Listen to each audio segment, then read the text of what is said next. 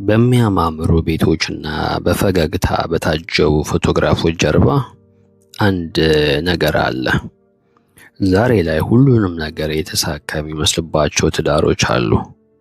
ገንዘብ ይገባል፣ ቤቱ ቆሟል፣ ልጆቹም ደህና ናቸው፣ ደህና ትምህርት ቤት ይማራሉ። ነገር ግን በውስጡ በኩል ዝምተኛ ጦርነት አለ። ባል ገቢውን ይደብቃል፣ ሚስት ቁጠባዋን ትደብቃለች። እያንዳንዱ ለጥንቃቄ በሚል ምስጢራዊ አካውንትና የግል እቅድ ይዛል። ለጥንቃቄ ሲባል ምን ማለት ነው? ፍቅር ቢከሽፍስ በሚል ፍርሃት በድብቅ የትዳር አጋርህን ውድቀት መጠባበቅ የጀመርክ ቀን እምነትን ከትዳርህን ውስጥ አስወግደሃል።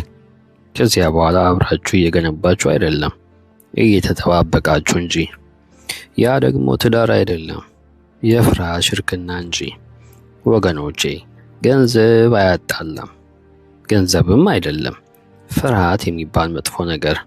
ሙሉ በሙሉ ላምንሽ ላምናህ አልችልም የሚል ፍርሃት፣ የራሴ መውጫ መንገድ ሊኖረኝ ይገባል የሚል ስጋት።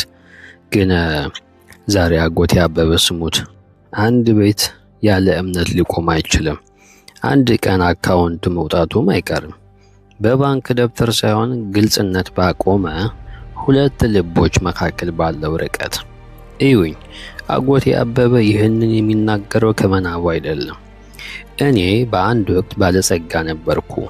ሁሉንም ነገር ነበረኝ፣ ገንዘብ፣ ቤት፣ ክብር።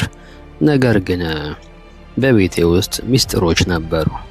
እኔ የራሴ ወገን ነበረኝ፣ እሷም የራሷ።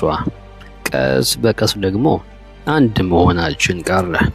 ዛሬ እኔን እዩኝ፣ እሷን እዩዋት። ሕይወት ሁላችንም በኩል አዋረደ።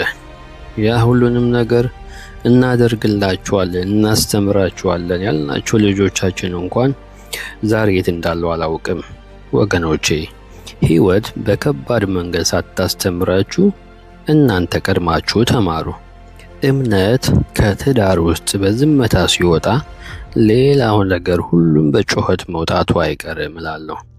ስለሰማችሁኝ እያመሰገንኩኝ ባላችሁበት ሁሉ ሰላማችሁ ይብዛ እላለሁ።